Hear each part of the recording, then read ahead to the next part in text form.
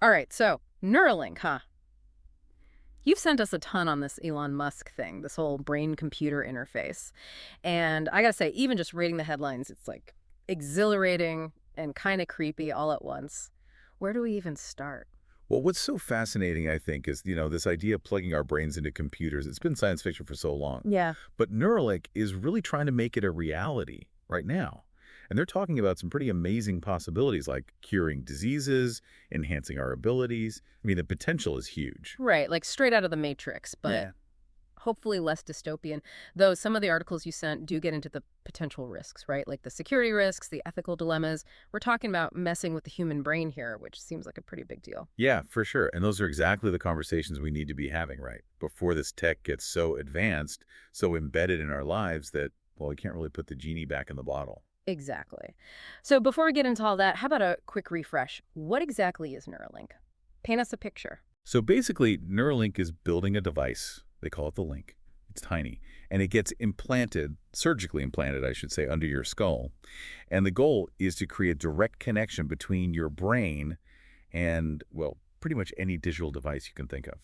Okay, so implanted, meaning this involves actual brain surgery? It does, yeah. They're trying to make the procedure as minimally invasive as possible, of course, using robotic surgery to implant the device. And it has all these tiny electrodes, over 1,000 of them, actually. 1,000? Seriously? 1,024 to be exact.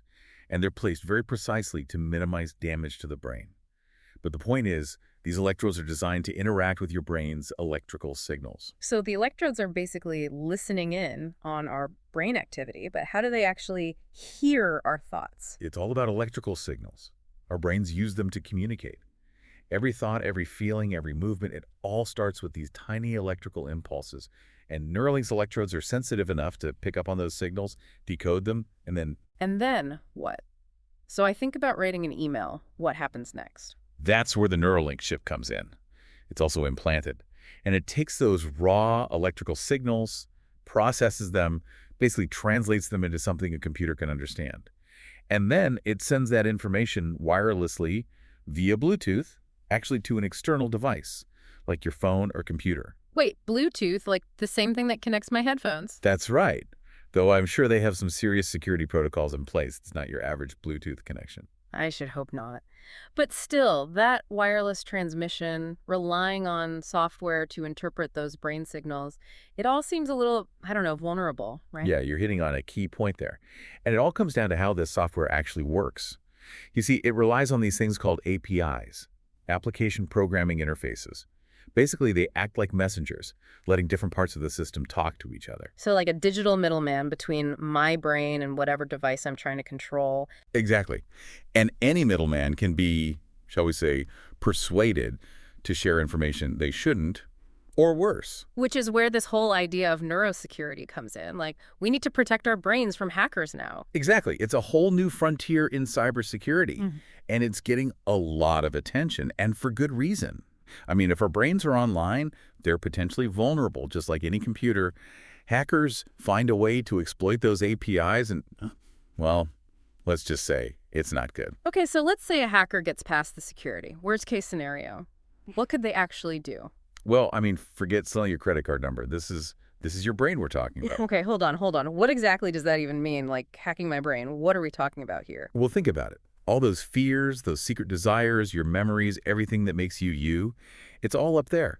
And with Neuralink, it's all potentially accessible. Wow. Okay, so someone could steal my deepest thoughts. That's pretty dark.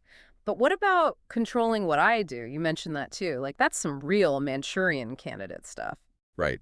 And that's not as far-fetched as it sounds. Remember, Neuralink is reading your brain's electrical signals Yeah. to figure out what you want to do. Right. Right? Yeah.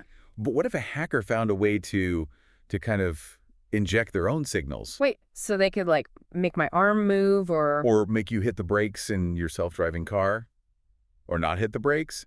It's all about manipulating those electrical signals, Sure. tricking your brain into thinking you gave the command. Okay, yeah, that's terrifying. And we're just scratching the surface. And I mean, even if we could build a totally secure system, a system that's 100% hack-proof, which is, let's be honest, probably impossible even then, we still have this whole other layer of of ethical questions, right? Like, who owns all that data? Your brain data. Right, right. I mean, we freak out about Facebook knowing what we like online. This is our brains. Exactly. Mm. And even if they promise not to sell it, not to use it, who decides what they can do with it? Who can access it? Hmm. And what about consent? I mean, can you really consent to something like this? Hmm. Having your thoughts, your feelings potentially analyzed, manipulated? Yeah, I mean, this is some next level stuff, and we're trying to figure it out with what the same rules we use for our phones. And it gets even more complicated. Think about the societal implications. What if only rich people can afford this technology? Mm. It could create a whole new kind of inequality, like enhanced humans versus everyone else. Right, a two-tiered society. The Neuralinked and the not Neuralinked.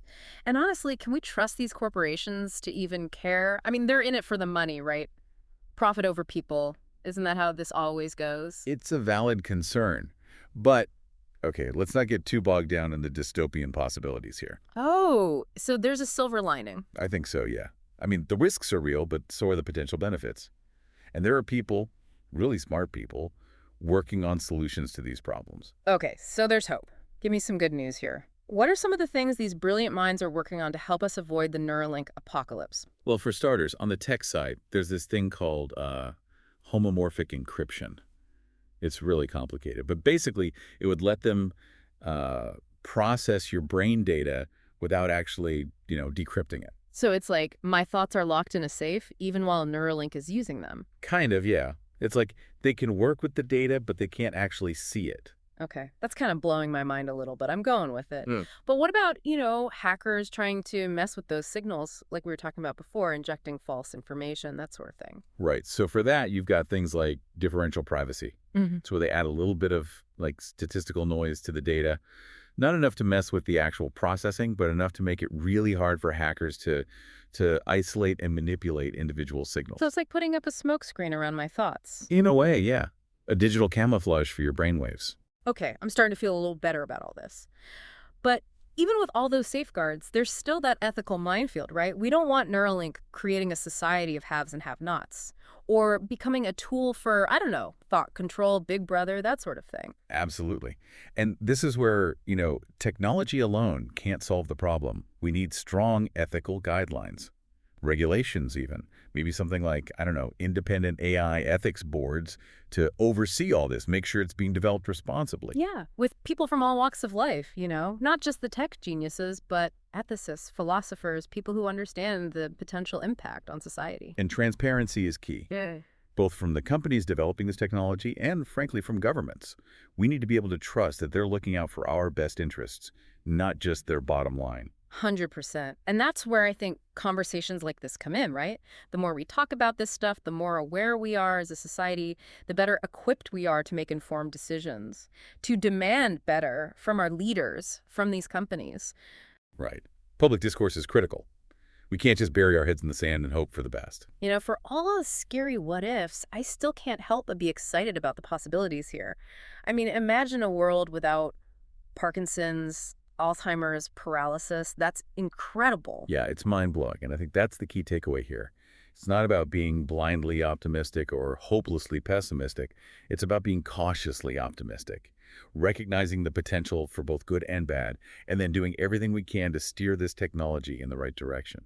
Cautious optimism. Yeah. I like the sound of that. Well, that's about all the time we have for today's deep dive. As always, we appreciate you joining us for this incredible and at times slightly terrifying journey into the world of Neuralink.